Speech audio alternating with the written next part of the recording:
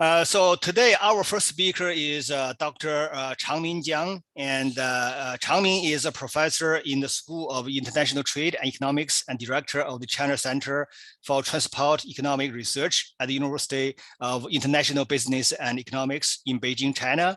And his research involves various issues and aspects in the transportation supply chain management sectors, particularly the economic and policy analysis.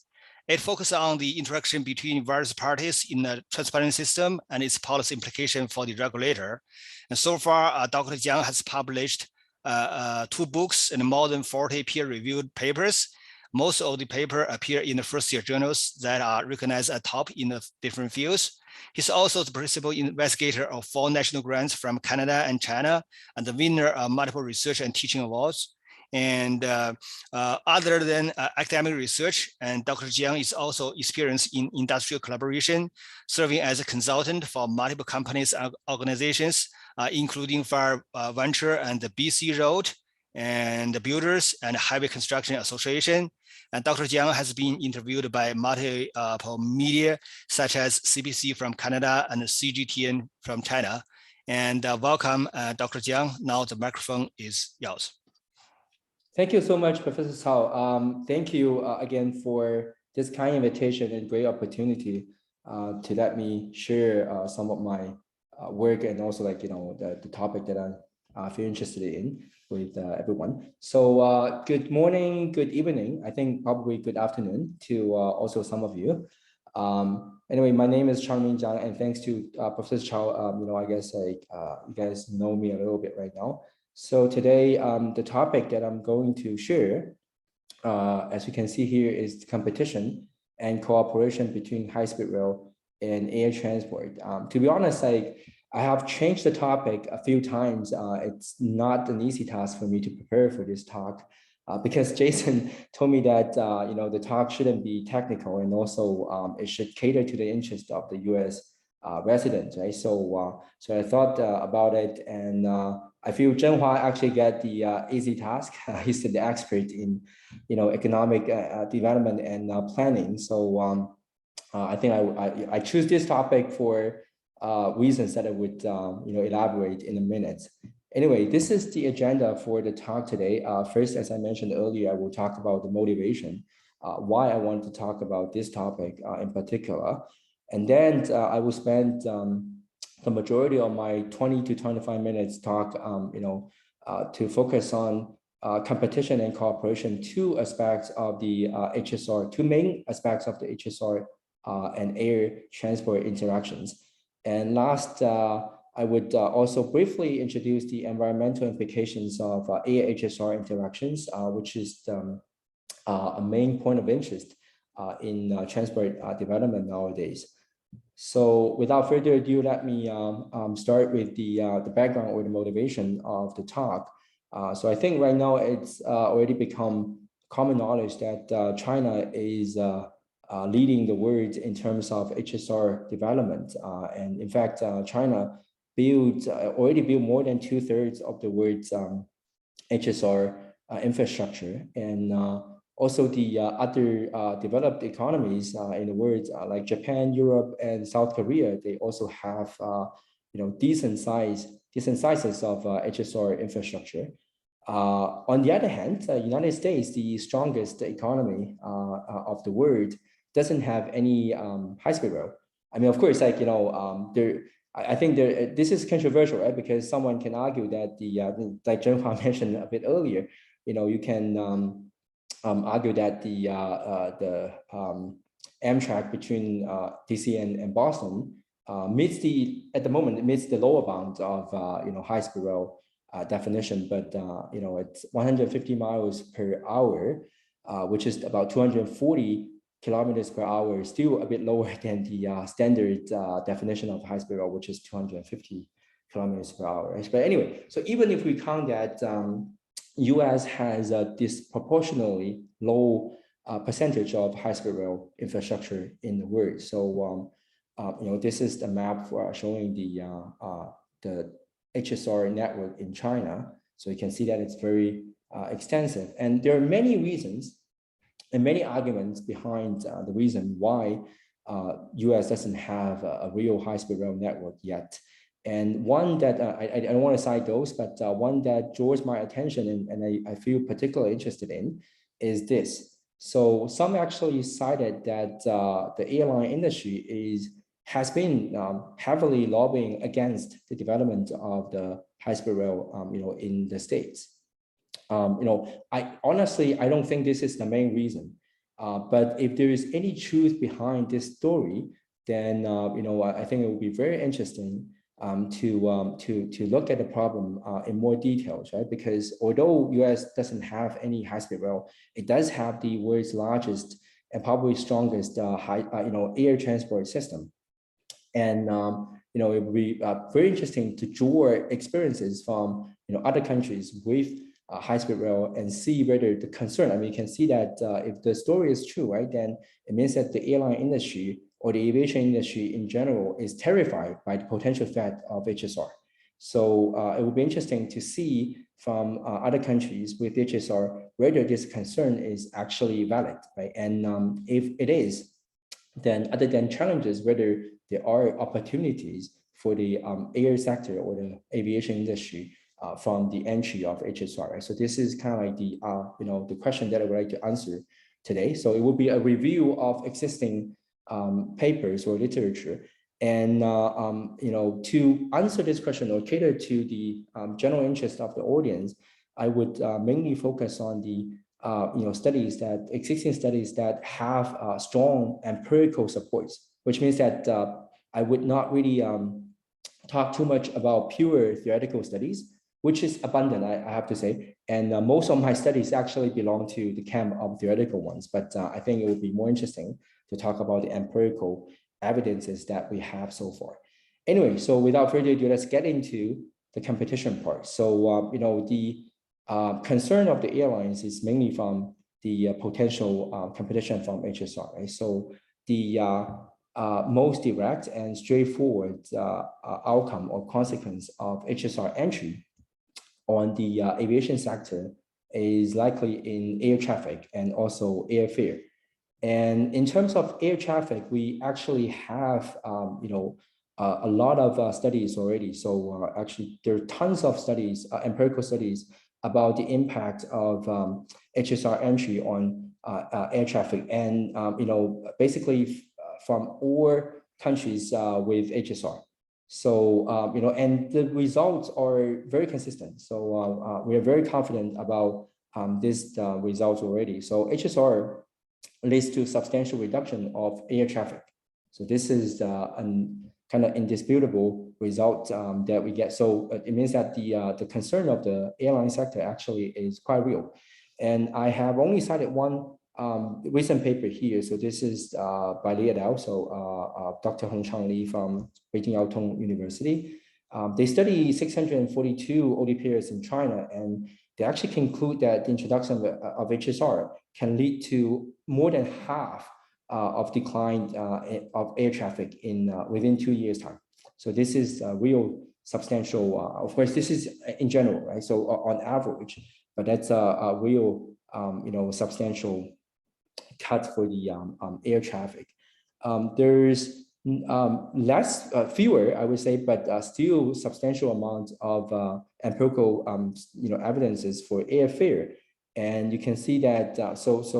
We also are quite confident in the impact of HSR entry on airfare. So basically, it's also reduction, right? So it fits the expectation quite well. So one study from my colleagues in UIB, actually, there are a few studies that I would mention today are from the UIB group, is studying Beijing, Shanghai, the OT pair. And actually, this is, as you can see, like I have put the distance here because that would be my next focus.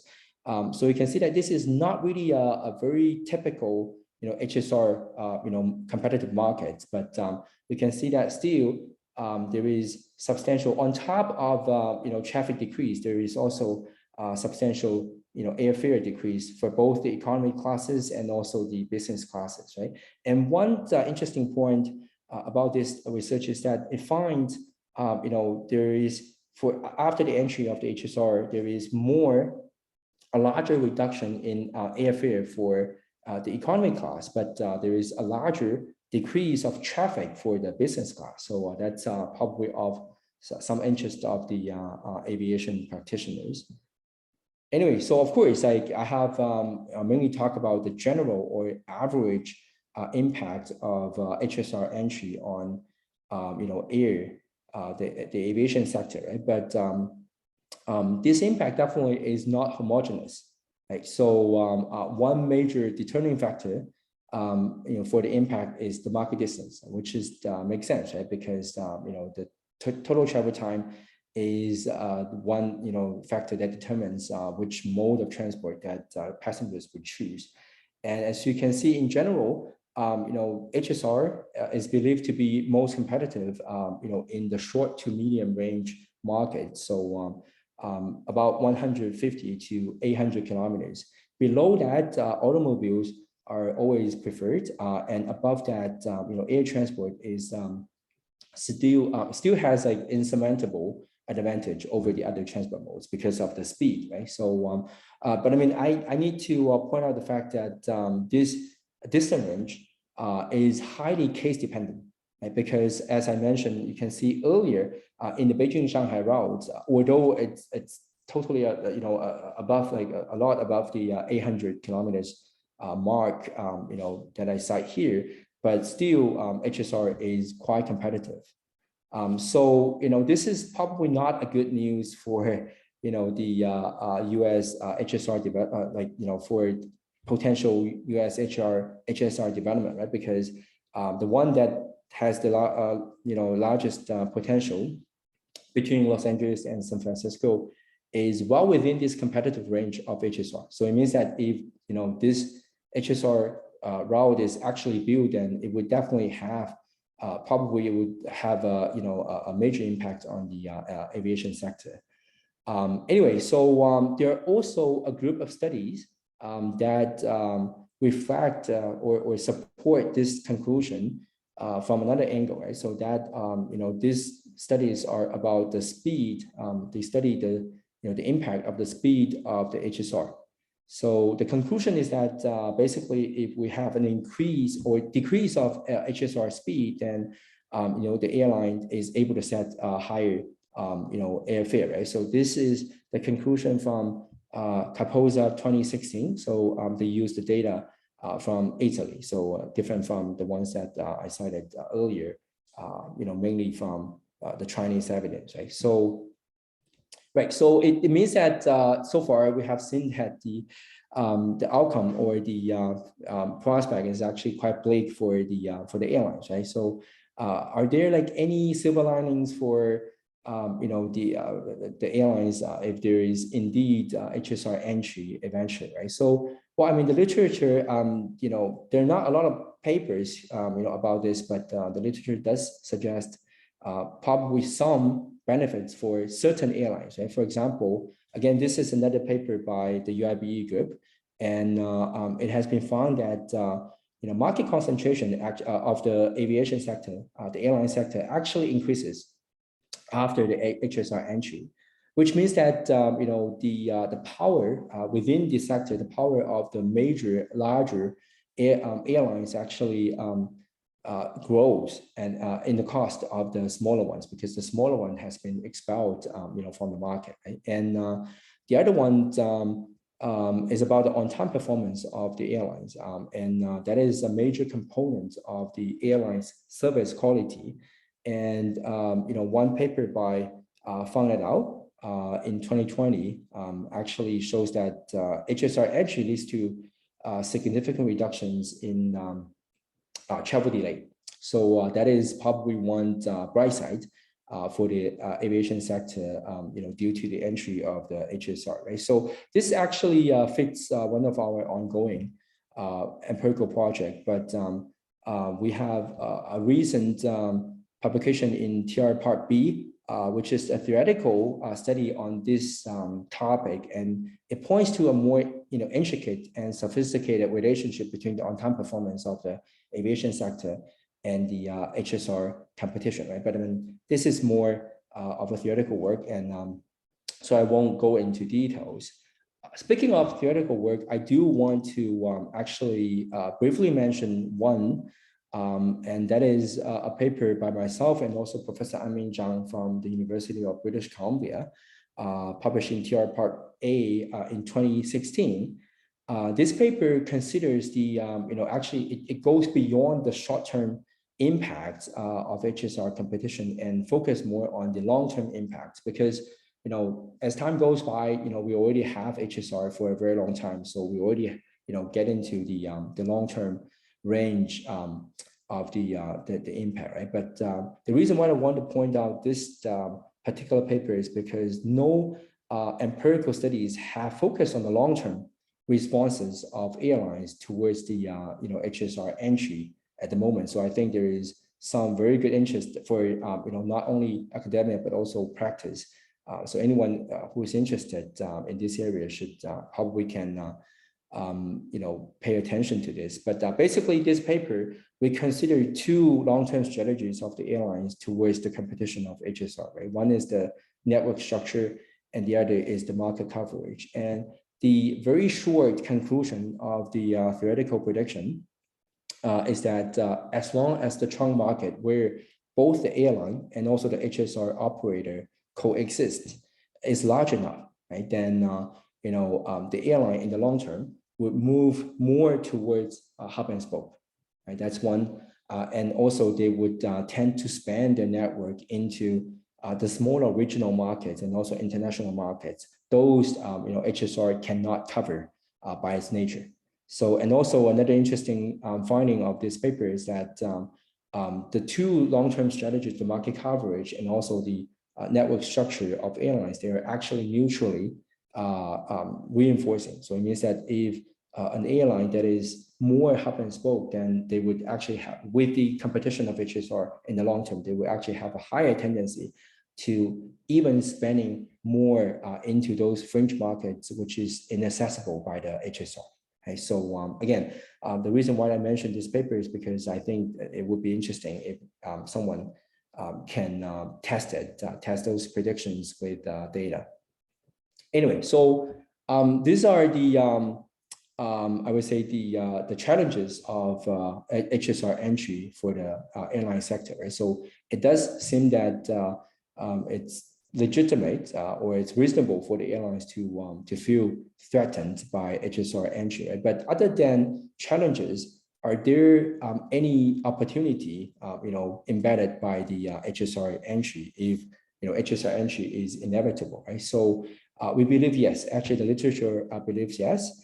And that is through air HSR cooperation. Right? So by air HSR cooperation, what we mean is that HSR can connect airports with nearby cities, and so that HSR can feed short haul traffic into the airports to take longer haul flights. Right? So there are actually different levels of cooperation. So I have some papers studying this.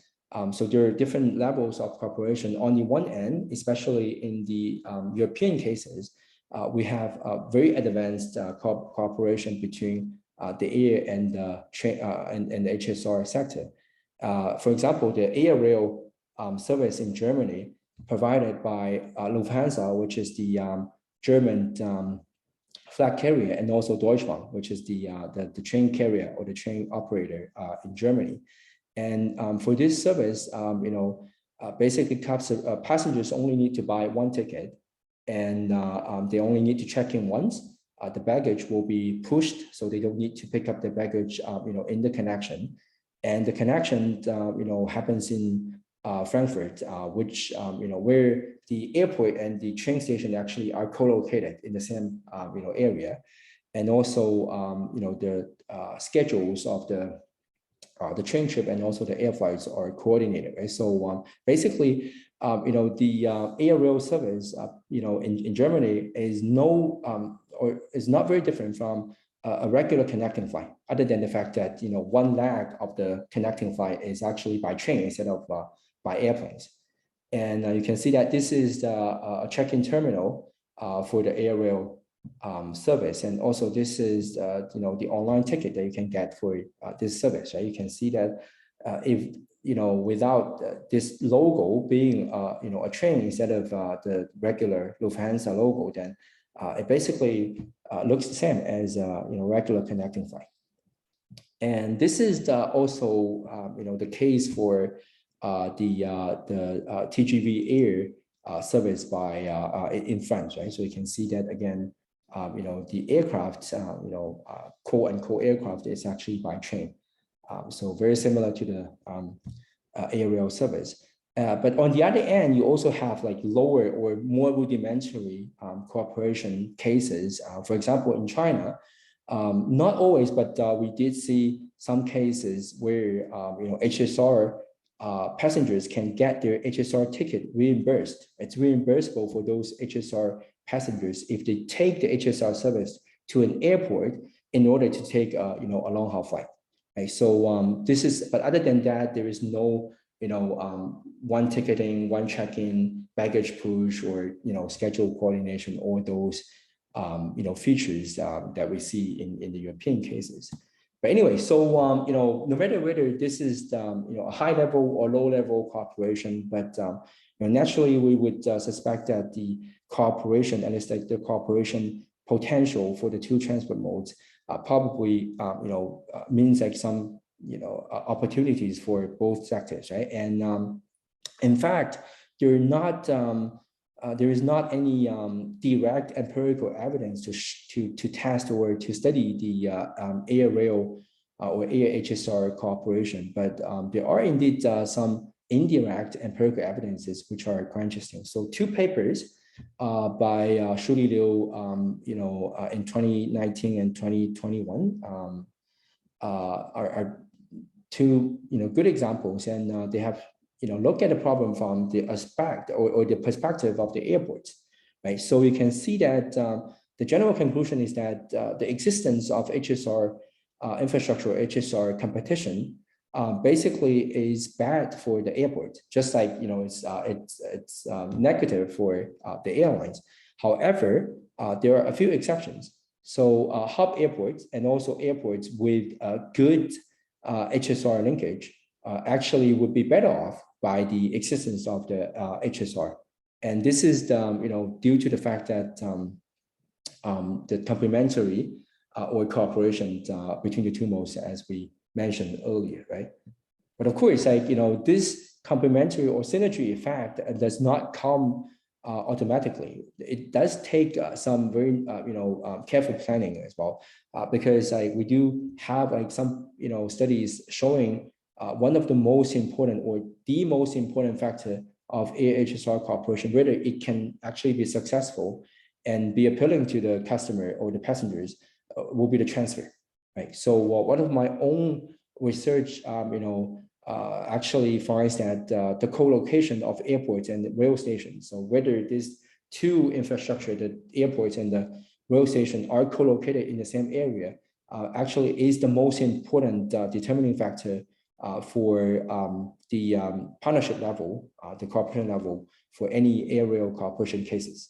Right? And also there are some other research, like Song et al. 2018 and Yang et al. 2022, which point out the importance of layover and transfer time for the success of the air HSR cooperation. So I'm not sure. I think I should be good with the timing. And lastly, I would like to also briefly talk about the environmental implications of the air HSR interaction, like including competition and cooperation. Actually, this is originally the topic that I would cover. The reason why eventually I decided to reduce the importance of this topic, although I know there might be some very good interest in this topic, is because it's based on one of the papers that I published in TR Part D, and a review paper. And through that review paper, we actually find that there are still a lot to be done in this topic. So the studies that we have reviewed, I would say, are still far from conclusive. And so let me elaborate this a little bit more. So in general, and according to our common sense or common knowledge, and also like literature also suggests that substituting air transport with HSR service should be environmentally friendly, right? Because we consider HSR to be a more or cleaner transport mode compared with air transport. However, I think this is more of a consensus, but the magnitude of the environmental benefit of such substitution is actually not very conclusive yet. Especially studies adopting life cycle assessment, which is basically considers not only the operation stage, but also the construction of the infrastructure and also the building of the rolling stocks of the two transport modes, right? And these studies, which are supposed to be more comprehensive, they are less optimistic about the fact that introducing HSR can bring significant environmental benefits.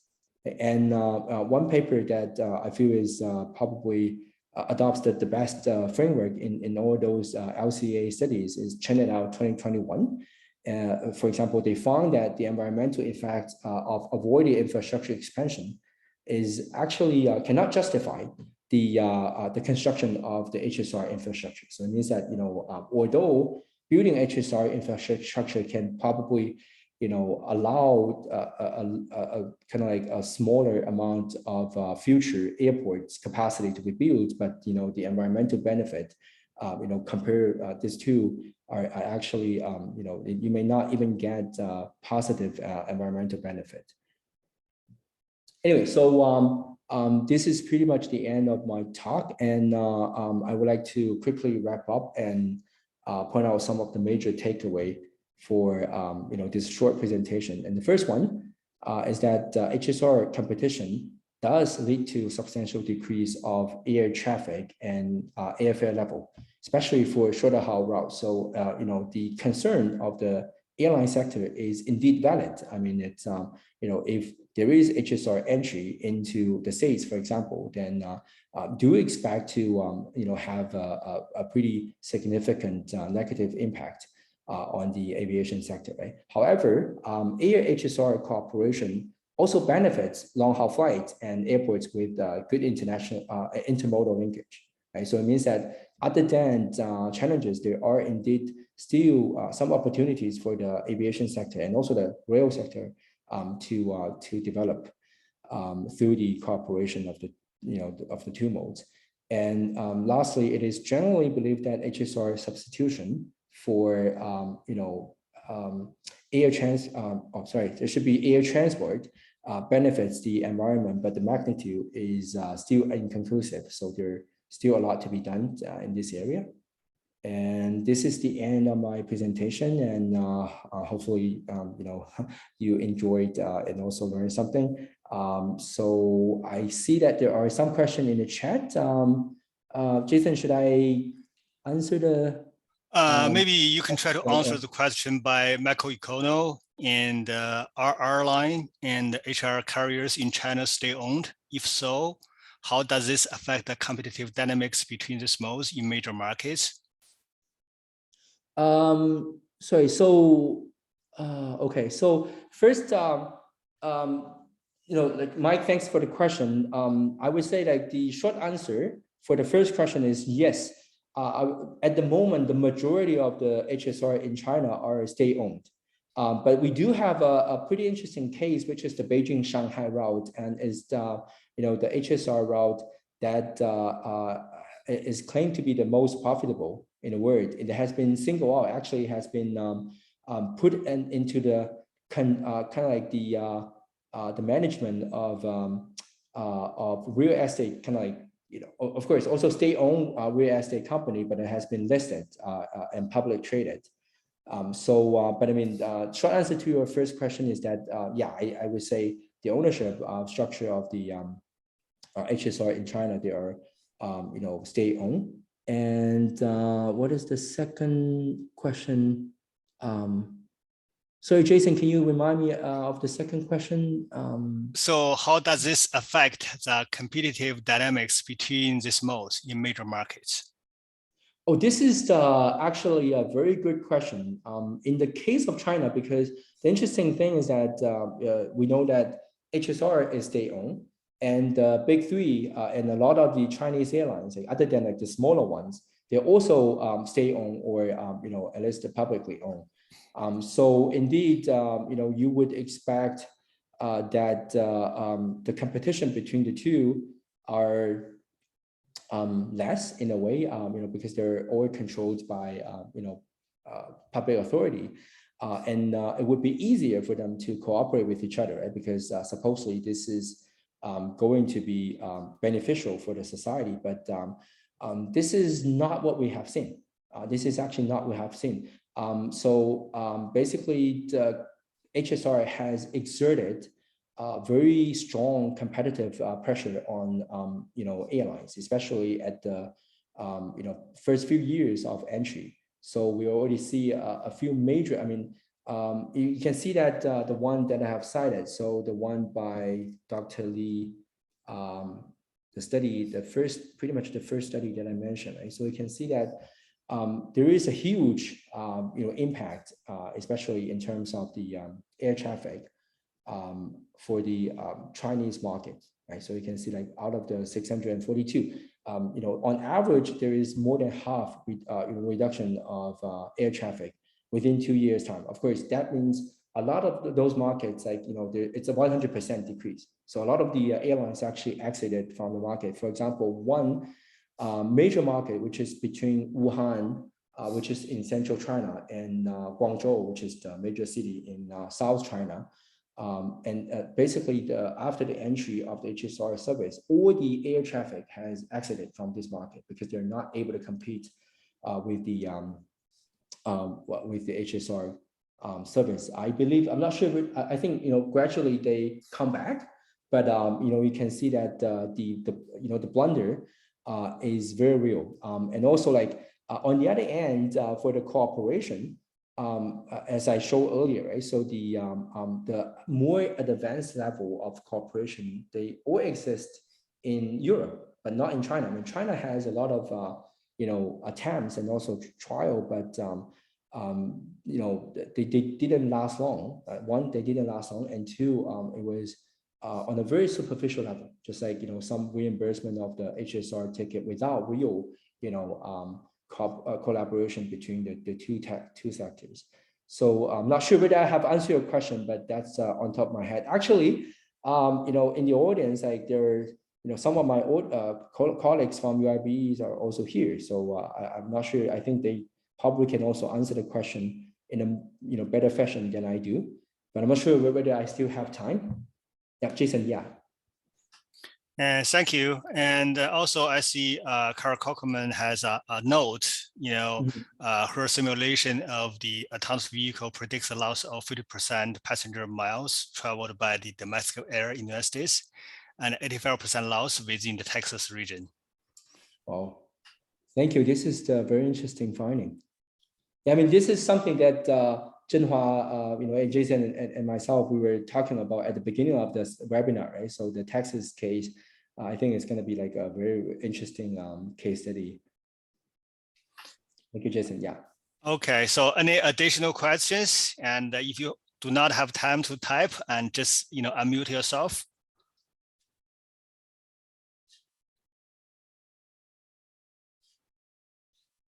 And Changmin, can you stop sharing? Sure. Thank you. And in the interest of time, so we will move to Dr. Zhenhua Chen. And if we have additional time at the end, we can open the floor again. And our second speaker is Dr. Zhenhua Chen. And Dr. Chen is a social professor in the city and regional planning at the Norton School of Architecture at the Ohio State University. And his research interests includes infrastructure planning and policy, risk and resilience assessment. He has published 5 books, over 70 academic publications, including some published in the leading journals such as Transport Research Part A, Part D, Transport Reviews, Journal Transport Geography, Accident Analysis and Prevention, and Environment Research Letters. He received several awards, such as the Best Dissertation Award of the Regional Science Association International, and William Milnerk Research Excellence Medal. And his research was funded by various agencies, such as the U.S. Department of Culture, Lincoln Institute of Land Policy, and Ford Motor Company, the Property Casualty Insurance Association of America, and the Ohio Department of Transportation. Now welcome Dr. Zhenhua Chen. Thank you, Jason. Thank you so much for the great invitation. It's my great honor and to be here and to share with you some of our research that has been done over the past several years, and also more recent study as well. Certainly, Tommy has mentioned a lot in the context of high-speed rail competitions with aviation. Here, I would like to provide you with some kind of more overarching pictures about the social economic impacts of high-speed rail. My presentation including the following content. First, I want to quickly give you some overview about the global trend in high-speed rail development in China, but more importantly, focus on the question, how China has developed such a high, speed of high-speed rail development, right? So next, I'm going to talk about some specific examples, look into land use, social equities, economic impacts, and finally, on the right scale for the future development. In other words, how should we identify the appropriate scale for high-speed development? Certainly, many of you are not unfamiliar for sure, and you can see from the charts that many countries has already invested a lot in high-speed development. And clearly, there is still interest from many developing countries, such as Malaysia, India, and so on. They are also considering building high-speed system as well. If you look into some general temporal trend, what you will see is a lot of the construction of high-speed didn't take off until more recent 2 decades. Clearly, starting 2008, as we see that China actually contributes substantially for this, development of high-speed rail. This is obviously the maps, and many of you have already familiar with. And so far, as you can see from the maps, China has already built up this kind of network of high-speed system with over 38,000 kilometers. That is 2/3, as Changmin mentioned, of the world's total high-speed networks. So clearly, there are some other aspects as well. I will not, spend the time on this. Clearly, I think for scholars and practitioners in the Western society are curious about how China developed such a system in such a rapid speed. Well, there are obviously many factors and reasons, but one of the key things in China is that rail infrastructure planning is conducted through a central planning process. This diagram basically shows you the 4 major planning documents that actually leads to the high-speed development in China. So what you see here is starting from 2004, they have actually launched the plans to develop some trunk line system. Later on, it has been expanded to build some additional trunk lines. But more recently, what you see is they are actually trying to further expand the system, even though there's already 38,000 kilometers of high speed already being built and being in operations. There is a plan to build additional over 30,000 kilometers of high speed rail by the year of 2035. That is going to be reached of the level of the 70,000 kilometers of a high speed rail in total.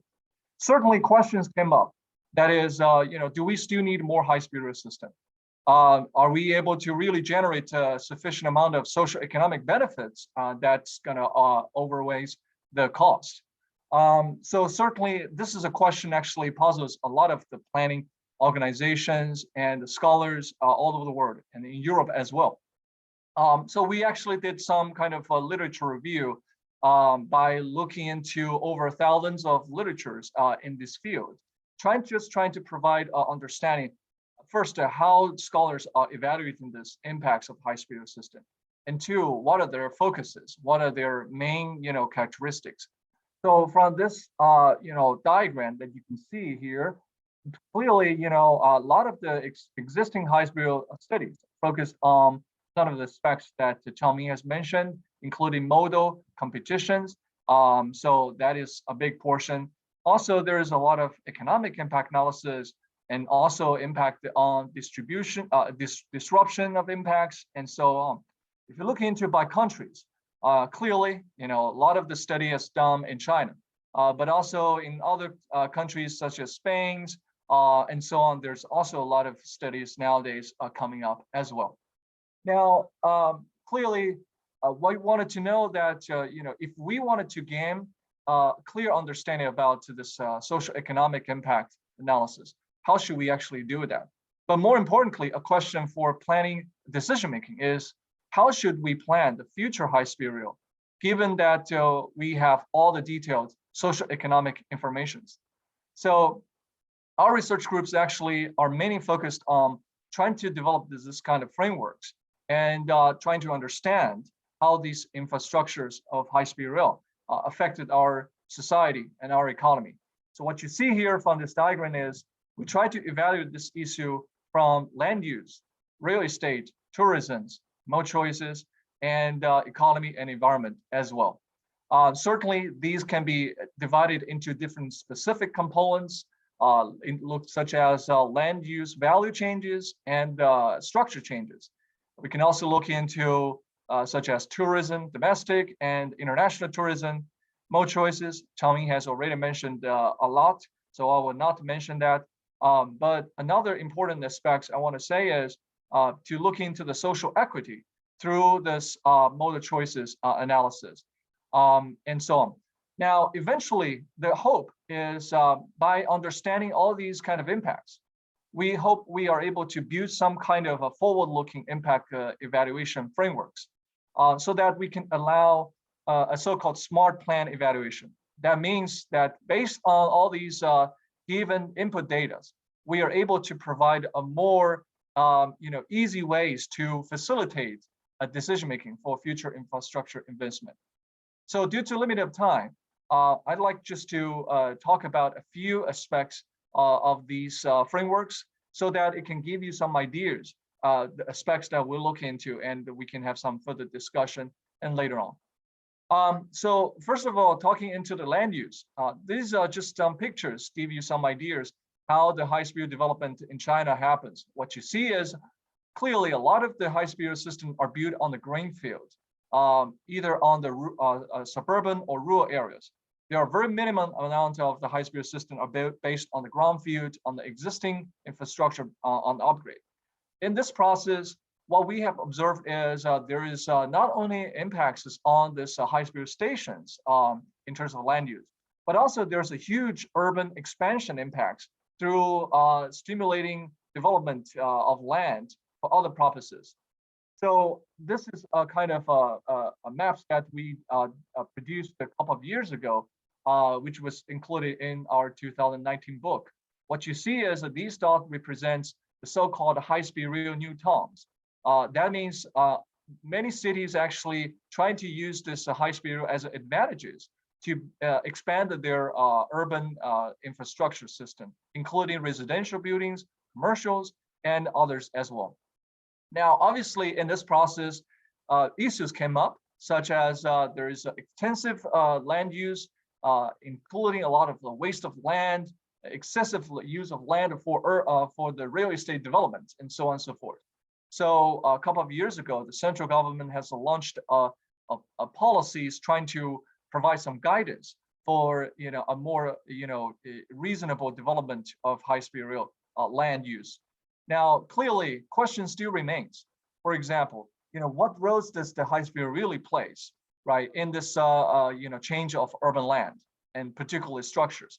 And two is how does these structure changes among different types of cities? Because we know China is a big country. There's many cities has a really developed high-speed rail, so the impact is expected to be different, for sure.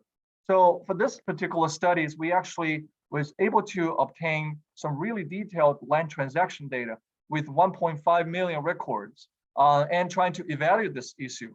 So here, just to give you some quick ideas, we compared it with the cities with high-speed rail and without high-speed rail. And we also compared with the different type of land. So clearly you can see, cities with the high-speed rail generally experiences some relatively larger amount of land use changes.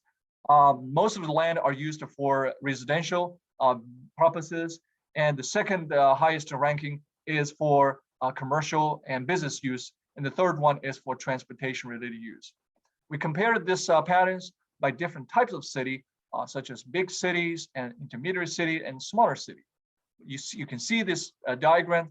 The patterns in general has some similar trend, but they are different also by different types of land use as well. For example, in this kind of second tiers and third tier cities, you can see their trend is generally more substantial than the first tier cities and so on. So that actually leads us to really do some kind of empirical work and try to really examining what would be this kind of impacts of high-speed rail development on those land use. So for this particular study, we find out, first of all, we confirms that infrastructures does play a significant role in affecting land structure changes in the case of China. If we comparing with the impacts of high-speed rail to metro and the rail system, we find out that impacts of high-speed rail is much more substantial than other infrastructure systems. Now, in terms of the regional impacts, we find out that this particular impacts on land use is strong in the second tier and third tier cities. And a lot of the impacts are achieved through the local effects, not spillover effects, which we interpreted as the fact that because the analysis when we were doing is still at the early stage of the development. So that doesn't capture any spillover effects. So in general, we do find out these kind of investment or land use changes are strongly stimulated by these financial constraints, because the local government tends to using land use under the high-speed rail development as a ways to increasing the public revenues. So certainly more attentions need to be paid, particularly for those type of cities in the future. Now, the second studies that I wanted to briefly tell you here is about the social equities. And given this is a big things for urban planners. And clearly, in the case of China, as we see from the diagram, while a conventional rail has been widely used in the past, but since the development of high-speed rail, there is a quite substantial substitution and changes patterns that you can see. But certainly, conventional rail use is still maintained at a certain level. So we are curious about, does the development of high-speed rail could lead to the exclusion of certain social groups of using the system? And two, what factors would affect the certain groups of people using high-speed rail system? So for this particular study, we conducted a kind of comprehensive survey, a mode choice survey, and with the collaborations with my colleagues in the Chongqing Jiao University.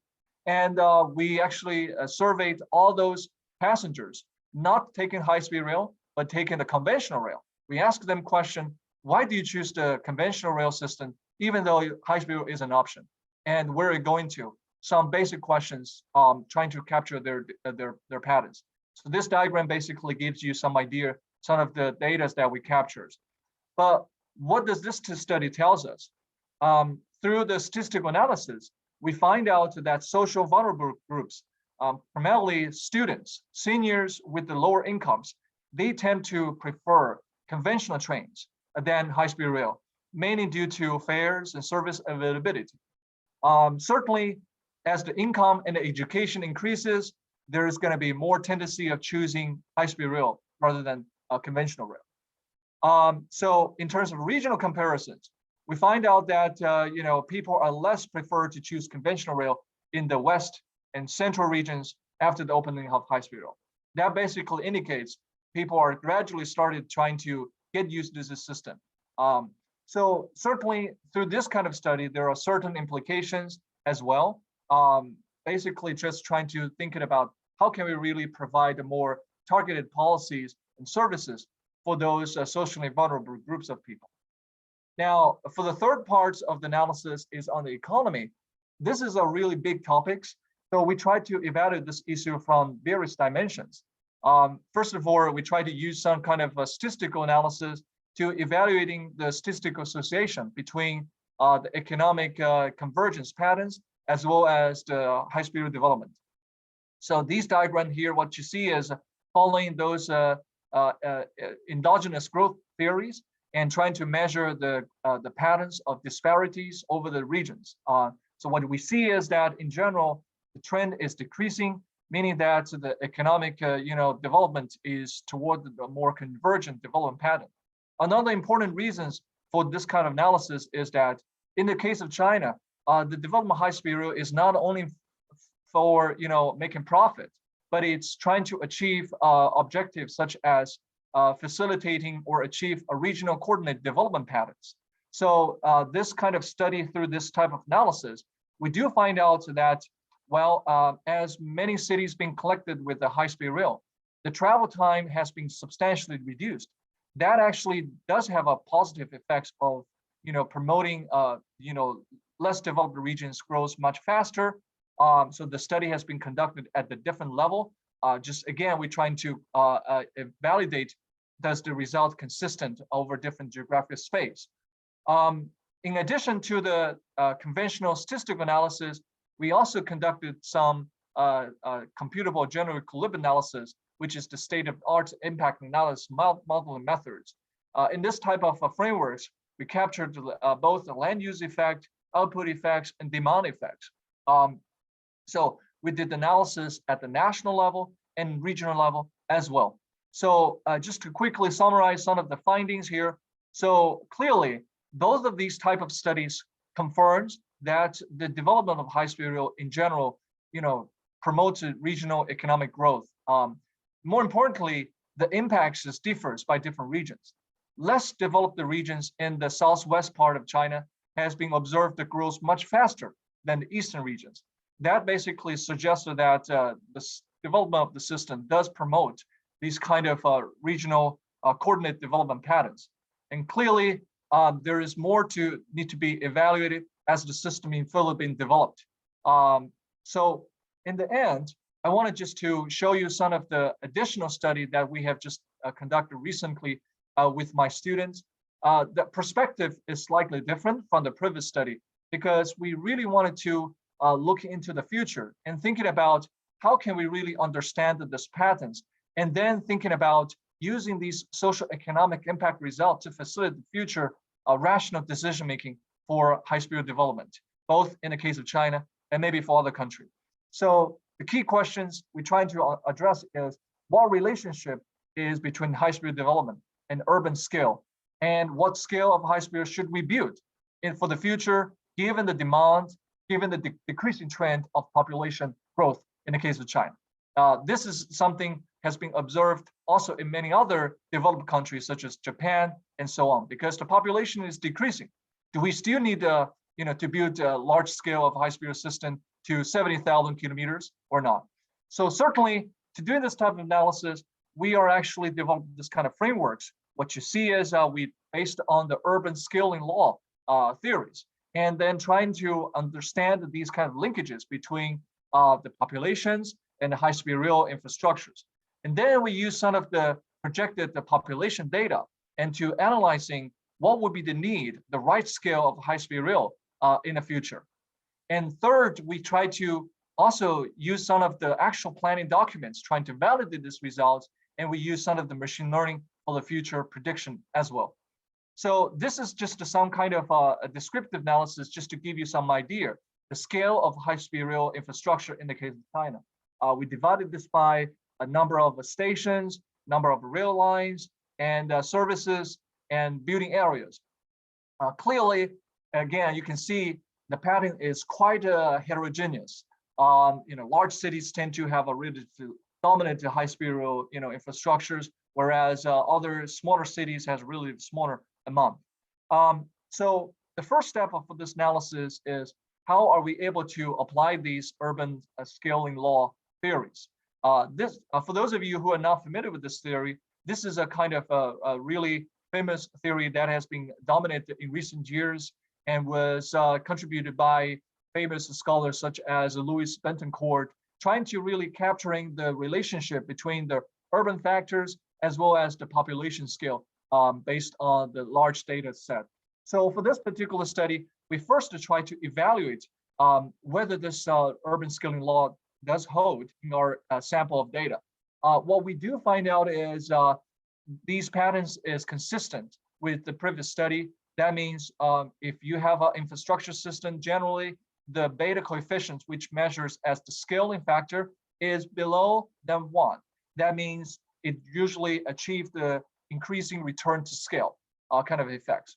Now, we try to then apply these kind of relationship to the case of high-speed rail by using different high-speed rail scaling factors. What we find out is that clearly in the overall cases, most of these parameters is below 1. That means a lot of the systems, again, would leads to some kind of economy of scale, meaning that increasing of your populations and you will need less, same portions of high-speed rail system or infrastructure system to support these amount of population size. But however, we do find out in some type of cities, there is slightly different results. For example, in some tier 1 cities, and you can see these values above 1. That basically means that if you continue increasing the high-speed rail system, then you will basically be actually, have some kind of over investment and over expansion kind of, risk as compared with the needs of the future populations and so on and so forth. So we also did some validations by comparing with this existing planning documents. We checked the different type of cities. So what you see here is the first part, it shows you the current status of high-speed rail scale. And then the center and the right-hand side shows to you the estimation based on our models and based on the estimated populations in the year of 2035 and 2050. What we find out is certain cities, clearly such as Shanghai, it's likely to continue to expand. Population is still likely to grow, and the needs for this infrastructure are still needed in these big cities. Now, in other type of cities such as Shenzhen and Wuhan, what you see is the current scale of high-speed rail will be roughly same and slightly increased in the future. So that means for these cities, clearly there could be some investment that will be needed, but not too much. But if you look into some other type of cities, such as Harbin, what we see is that currently there are over 20 high-speed rail stations in this city. But if you look into considering the populations changes in the future, well, there's probably not going to be much need for such a large amount of high-speed rail station because the population is shrinking, and then there's going to be less need for those big cities. So overall, as you can see, if we are using these kind of patterns, understand this pattern, and also use some of the machine learning approaches, we're able to predict some of the patterns in the future, and that can give us some ideas, what are the right scale of high-speed development in the future.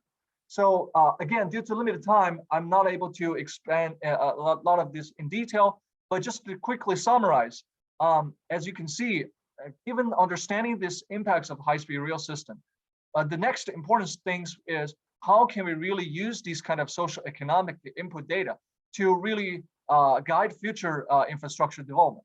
So clearly, by comparing these different patterns, the existing plans, as well as the predicted results, we are able to provide at least some scientific-based evidence to guide a more rational decision making. More importantly, again, different countries is different.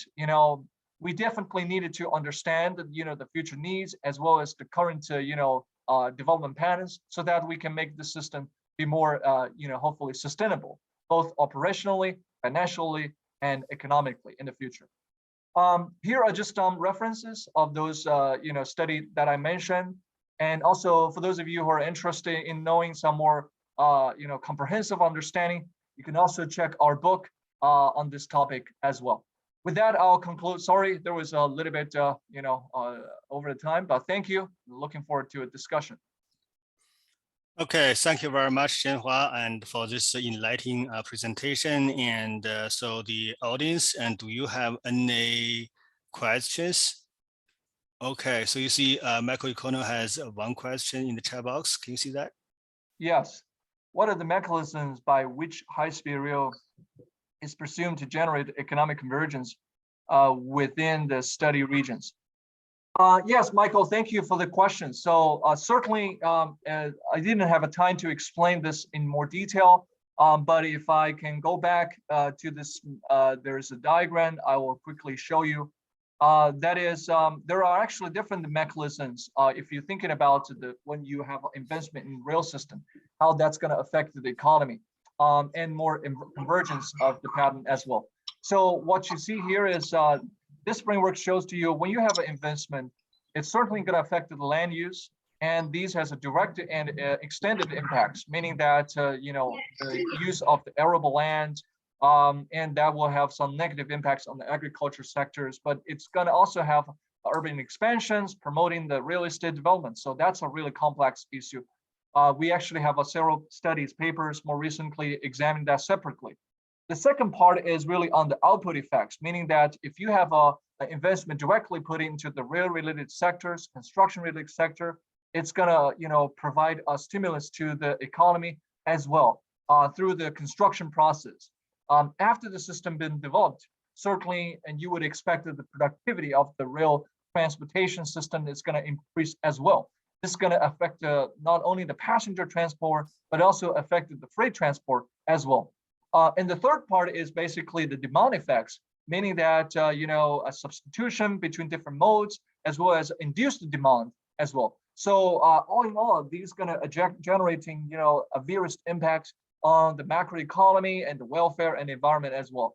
So so I hope, you know, this will give you some general understanding, ideas about this, but you know, certainly happy to talk with you more, you know, if you have a more specific question.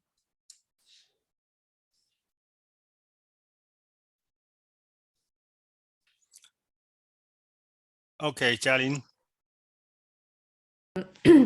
Thank you, Zhenhua, and thank you for your presentation. A lot of great work you have done.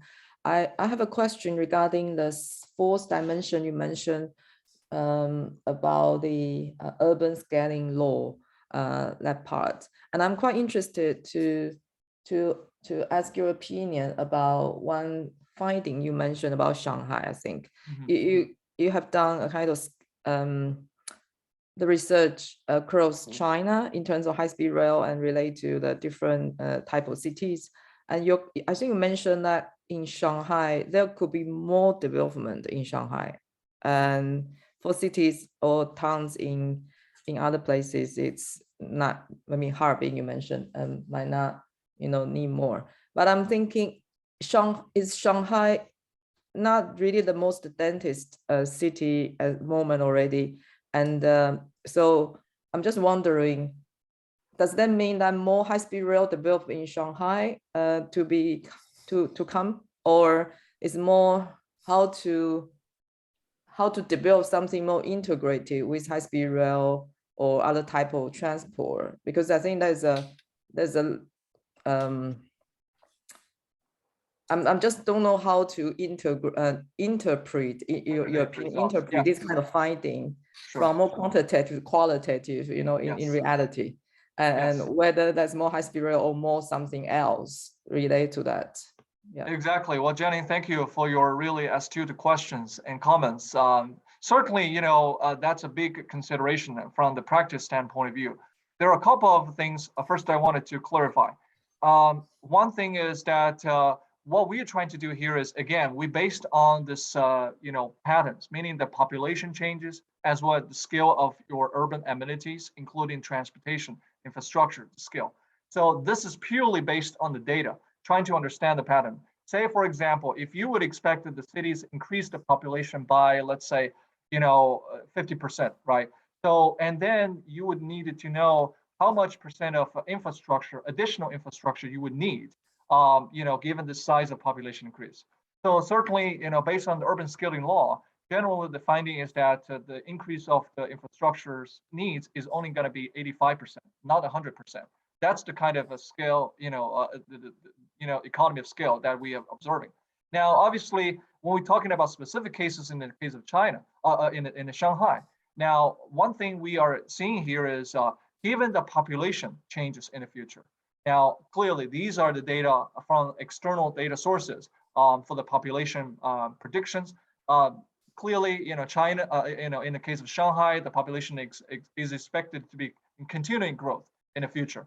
Now, do we need a more, high-speed stations, or do we need a more, rail lines, or do we need more platforms? Those are some more specific questions. Again, we needed to verify. Now, one thing we are down here is we're trying to look into the existing planning documents, because many cities now have already launched their 2035 years of high-speed rail plan. So we're trying to comparing with that, but generally, again, we're trying to see, would that be overestimating, or it's going to be underestimating or not. Certainly, there's a lot of details need to be sorted out. I think some of the points Changmin also mentioned earlier is very critical. That is, how can we really not only increasing the scale itself, but also increasing the service quality, including the rail air integrations, so that it can be meet the future increased demand as well. So I would say this is a still preliminary result, but certainly if we wanted to apply these frameworks to a more planning driven or oriented kind of applications, we needed to consider a lot of more details as well. So does that make sense? Thank you. Any additional questions?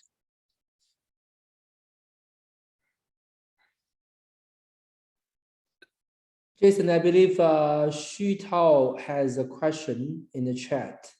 And I have also tried to answer Mike's question early on in the chat room. So Mike, if you haven't read my response, please do so. Okay, so Zhenhua, you may want to see the Xu Tao's question regarding the equity. So I wonder whether income is the most important factor causing social exclusion due to the survey data. Okay, let me just take a quick look here. Okay, thanks for the wonderful question. I have a question. Equity issues. I wonder whether incomes is the most important. Yes, basically we do find out, through the survey. Again, you can look into our papers that's published on the TRA 2021. So again, we are trying to really understanding, how people really make their choices comparing with the conventional rail, high-speed rail. Most of these response, and we find out people are really still kind of sensitive to the price fare, even though we know that high-speed fare in China is relatively cheap compared with the Western systems.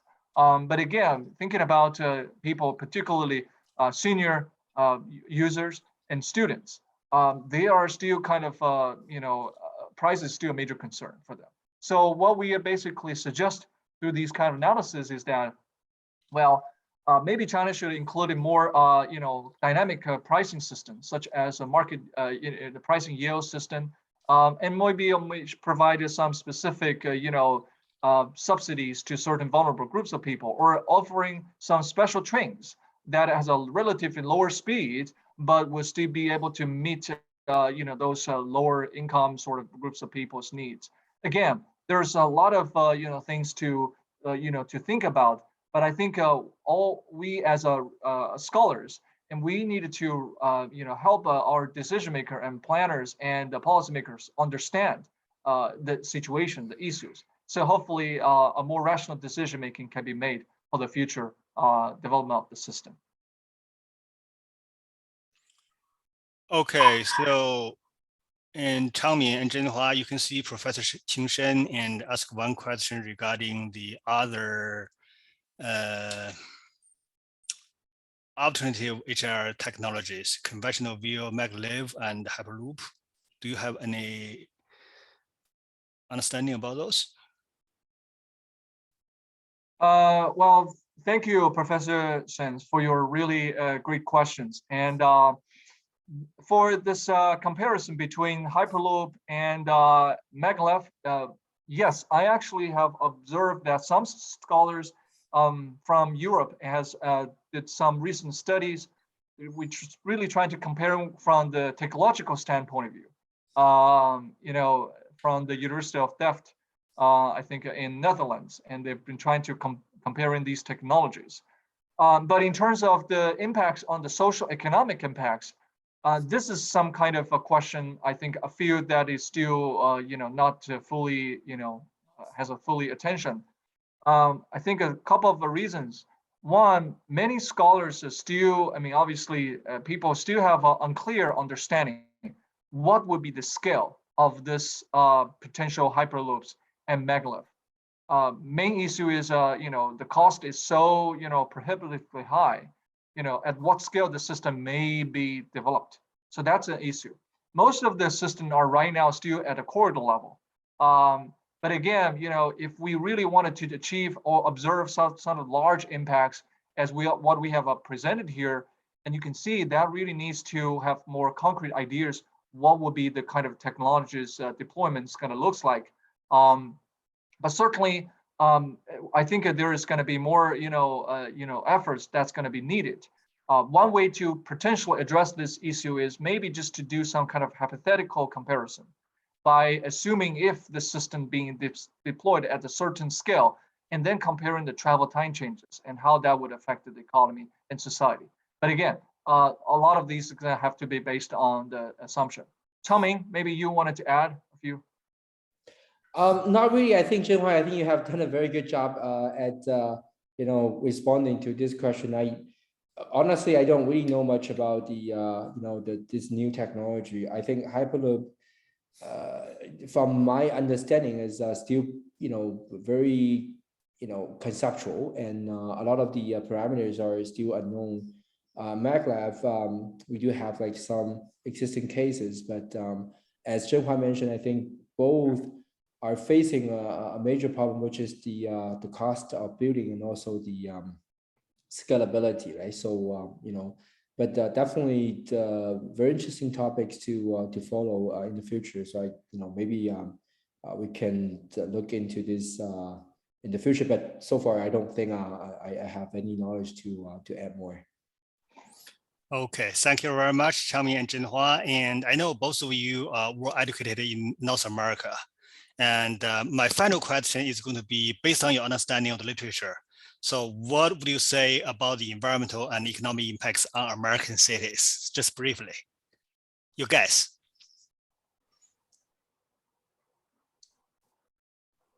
Well, Jason, thank you. This is a really challenging question. I think it's depends, I would say, on this really applications of the system as well. First of all, when you look into the environment impacts, it's really depending on, scale of the system as well as the utilizations. If you build a high-speed rail system with no ones to use that, certainly it's not going to be environmentally friendly, right?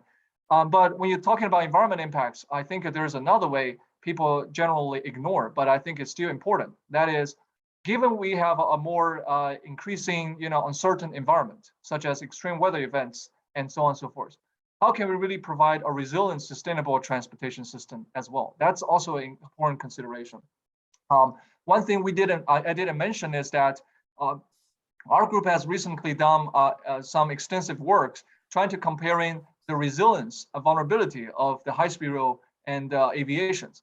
We do find out high-speed rail systems tend to be more resilient to extreme weather events, such as thunderstorms or winter storm, and so on and so forth. Now, if you're thinking about, for the large, blizzard, right? So, or other kind of extreme weather events that happened more frequently in the U.S. and more other, countries, investing in high-speed rail could potentially increase the resilience of the transportation system, and that could be a potential, benefits as well. So I think we should have more attention to as well. So that's my brief answer. Okay, Changmin. Oh, thanks, Jason, for this great question. I think I would still like probably answer the question from the perspective of the transportation system. So I mean, there are definitely more indirect impact, but that's not something that I think I have the knowledge to step in. So I think for North America in general, I do believe that there's one theory about population density. I do believe that most of the North American cities don't really have the population density to support high-speed rail network. So if you build high-speed rail, even if the construction is successful, as Zhenhua mentioned, the ridership is going to be questionable. Just like we can look at the Spanish case. I mean, in terms of countries, Spain actually has the second largest, HSR network in the world, just after China, even more than Japan. But the ridership for a lot of the HSR routes are actually pretty miserable. So I mean, from a LCA, a life cycle assessment perspective, I won't really say those are environmentally beneficial to the society. So I think if we look at the if we are speaking of building a large extensive network of high-speed rail in North America, I think it's more likely to be the case of Spain. But I mean, for certain more populated areas, I think they're probably going to be the environmental benefit due to the fact that operational wise, HSR does have like smaller and also lighter environmental footprint compared with aviation. But speaking of aviation, we are also facing new technologies, right? So it's actually kind of hard to say, as we're building high-speed rail, maybe like there will be technological breakthrough in the aviation sector, although it's probably not very likely for long haul routes. But I mean, for the shorter ones, that HSR prevails at the moment, maybe there are indeed some new developments of aviation, green technology, which we probably also need to take into account when we are planning for the future building, because like building transport infrastructure takes time, right? And I think that this is why it's very important for good planning. Before you build, it's better to plan and take into account all these factors, right? So yeah, I hope I kind of add some more value on top of Zhenhua's answer, but that's my 2 cents. Okay, thank you very much, Changmin. And also in the chat box, you can see some comments, from our video audience. And in the interest of time, I'm not going to read that. And so if you're interested in those comments, I'm going to stay here for a while. So in that case, you can read that comments yourself. And again, thank you very much, Changmin and Zhenhua, for your wonderful presentation. And I really appreciate your help and presenting this valuable knowledge to the international audience. And hopefully, we can have more conversations in the future. And for the audience, if you want to know more about the AMS 50 webinar series, and then please become our friend, and we can communicate that way. And thank you very much, and goodbye. Thank you so much. Thank you, everyone. And